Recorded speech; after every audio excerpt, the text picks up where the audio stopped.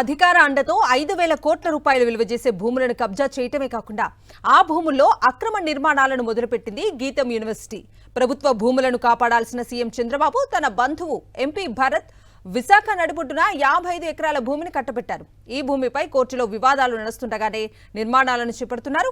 మరోవైపు వైఎస్ఆర్ కాంగ్రెస్ పార్టీ, వామపక్ష పార్టీలు ఈ భూములను ప్రభుత్వం తిరిగి స్వాధీనం చేసుకోవాలని డిమాండ్ చేస్తున్నాయి. గీతం అక్రమ నిర్మాణాలపై వందలాది మంది ప్రజలు ఇటీవల గ్రీవెన్స్ లో ఫిర్యాదు కూడా చేశారు.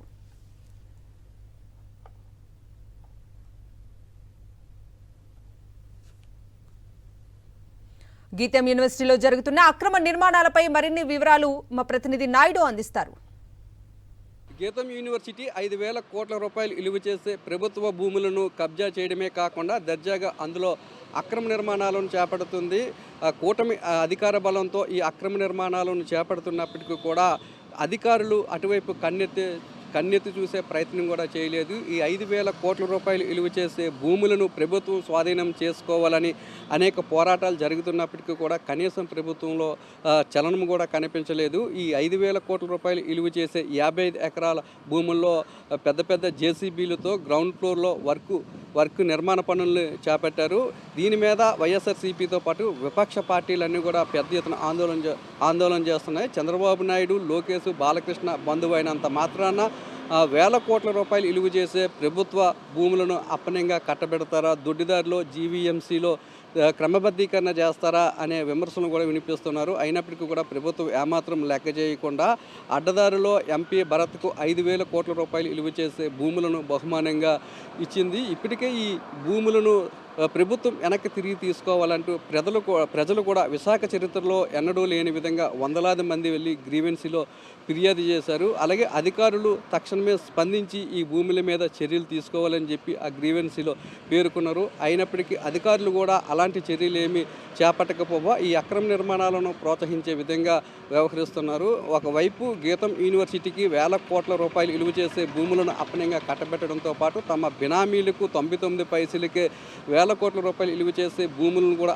అప్పగిస్తున్నారనే విమర్శలు కూడా పెద్ద ఎత్తున వినిపిస్తున్నాయి. వైఎస్ఆర్సీపీ అధికారంలో ఉన్నప్పుడు గీతం ఆక్రమణలో ఉన్న భూములన్నింటినీ కూడా స్వాధీనం చేసుకొని అందులో ఉన్న అక్రమ నిర్మాణాలన్నింటినీ కూడా పడగొట్టి ఈ భూములు ప్రభుత్వానికి చెందుతాయనే బోర్డును కూడా ఏర్పాటు చేయడం జరిగింది. కూటమి అధికారంలోకి వచ్చిన తర్వాత ఈ 5,000 కోట్ల రూపాయలు విలువ చేసే భూముల్లో ఉన్న ప్రభుత్వ అధికారులు ఏర్పాటు చేసిన బోర్డులను పీకివేసి ఈ అక్రమ నిర్మాణాలను చేపడుతున్నారు. ఈ భూముల మీద ఇప్పటికే హైకోర్టులో స్టే కూడా ఉంది.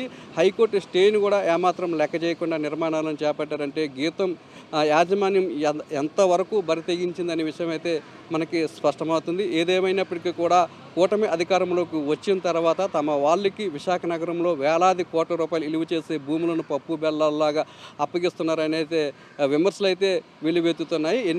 ఎన్నికలకు ముందు అధికారంలోకి రాకముందు విశాఖ నగరంలో ఉన్న వేలాది కోట్ల రూపాయలు విలువ చేసే భూములను కాపాడుతామని చంద్రబాబు నాయుడు కానీ, పవన్ కళ్యాణ్ కానీ హామీ ఇచ్చారు. ఎన్నికలైన తర్వాత అటువంటి పరిస్థితి అయితే మనకి విశాఖ నగరంలో కనిపించలేదు. తమకు కావలసిన వారికి 1-2 కంపెనీల పేర్లు చెప్పి 99 పైసలకే వేల కోట్ల రూపాయలను దేశ చరిత్రలో ఎన్నడూ లేని విధంగా కట్టబెట్టేస్తున్నారు. దీని మీద జాతీయ స్థాయిలో విమర్శలు వస్తున్నప్పటికీ కూడా ఏమాత్రం లెక్క చేయకుండా అవసరమైతే మరికొన్ని వేల కోట్ల రూపాయలు విలువ చేసే భూములను ఇస్తామనే ధైర్యంగా కూటమి నాయకులు చెప్తున్నారంటే వారి బరితెగింపుకు అర్థం పడుతుంది. ఇప్పటికైనా సరే విపక్ష పార్టీలు చేస్తున్న పోరాటాన్ని కానీ లేదంటే విశాఖ వాసులు డిమాండ్ చేస్తున్న విధంగాను ఏవైతే 5,000 కోట్ల రూపాయలు విలువ చేసే 55 ఎకరాల భూమి ఉందో ఈ భూమిని స్వాధీనం చేసుకొని ప్రభుత్వ అవసరాలకు మాత్రమే వినియోగించాలని వారంతా కూడా కోరుతున్నారు. కెమెరామెన్ అప్పలరాజుతో నాయుడు, గీతం యూనివర్సిటీ నుంచి.